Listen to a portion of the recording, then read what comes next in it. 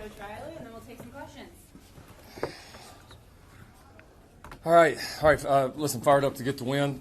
Guys played a really good first half, probably the best first half we've played all year here against a good opponent and a tremendous atmosphere. And we'll give Colorado, their fans, everybody a lot of credit. And another, it was really a tremendous road atmosphere. Even when we got up, that they kept, kind of kept it loud in there, and I felt like kind of kept their team in it in a lot of ways. So didn't play a very good second half really on any of the three sides. Penalties.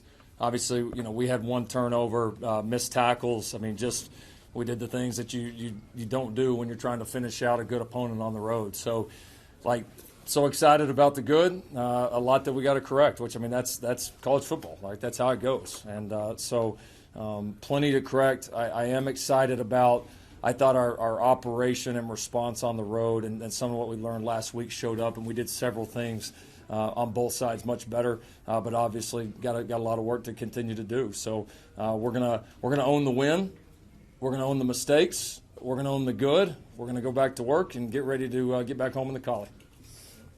Coach, anytime you're up 41-14, you've obviously done a lot right. What changed after that point, and why do you think Colorado got back into the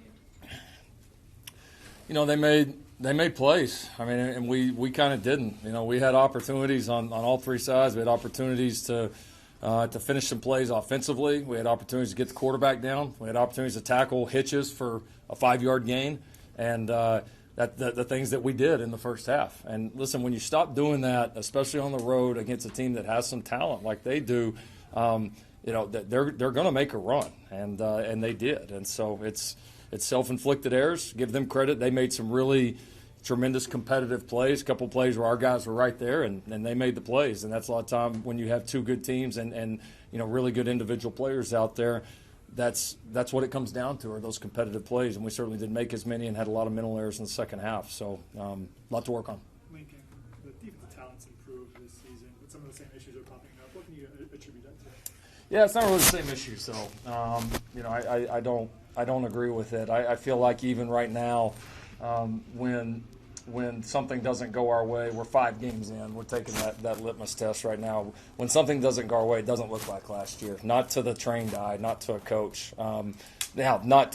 We still got plenty to correct. And again, there's 2 things today that absolutely, when we weren't good, killed us. And that was, we didn't do a good job of keeping the quarterback in the pocket, because really we were suffocating them. That gave them life. That drive right before half, that gave them life. We were doing everything really, really well. But he gets outside the pocket, makes a few plays, and then listen, to give a quarterback confidence, there's nothing like being able to throw, a 7-yard hitch route up there. And there was a couple of those that went, 30, 40 plus. The one went longer than that. And so you got to own those things. We have to be better at them. Those are plays that we didn't make. But no, it doesn't look like last year. There's a lot that's improved, and we've obviously got to put it all together.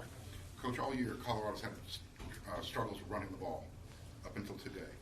What do you attribute that to? And why did USC have trouble running the ball?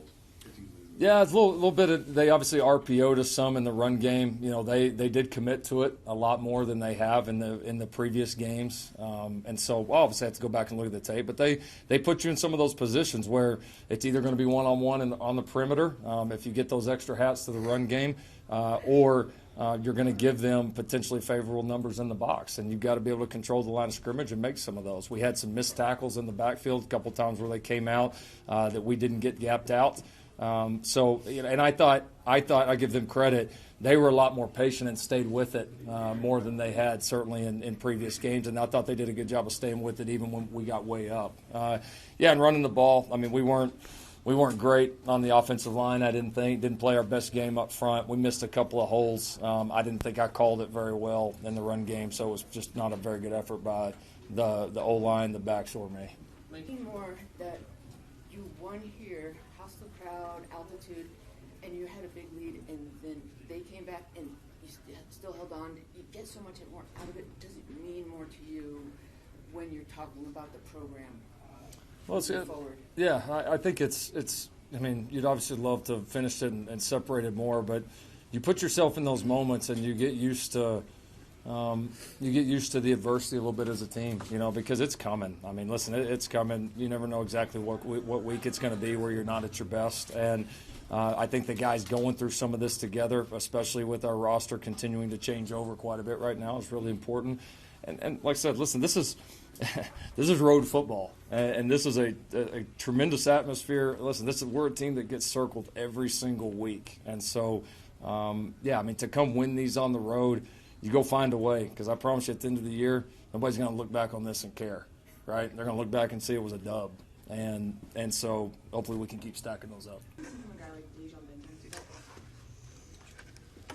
Oh, man, I'm still mad at him for the last penalty, so I'm trying to block that out of my mind. So, no, he was active. I mean, he was active. Noticed him in the backfield quite a bit. I'm proud of that kid. That's one of the kids in our program. You point to the culture that you're building. I don't have a hard time saying, Deion, when we got here, I didn't know if he's going to make it. I didn't know if he's going to make it. The rigors of the program, the demands, the accountability. I didn't know if he's going to make it academically, not because of his capability, but just, he hadn't quite found himself. And we had a very up and down year with him last year. A lot of hard love and a lot of tough love. Some moments where he wavered, but man, he is. I've been really proud of him as of late. It's funny. It's when you kind of get all your life in order. It's all of a sudden like his grades are good. He's on time for stuff. He's playing good ball. He's starting to climb. He's battled back from some injuries. He's one of the guys you point to, especially one of the guys that were holdovers, right? Like not somebody we brought in that has really latched onto it. It's been cool to see his transformation.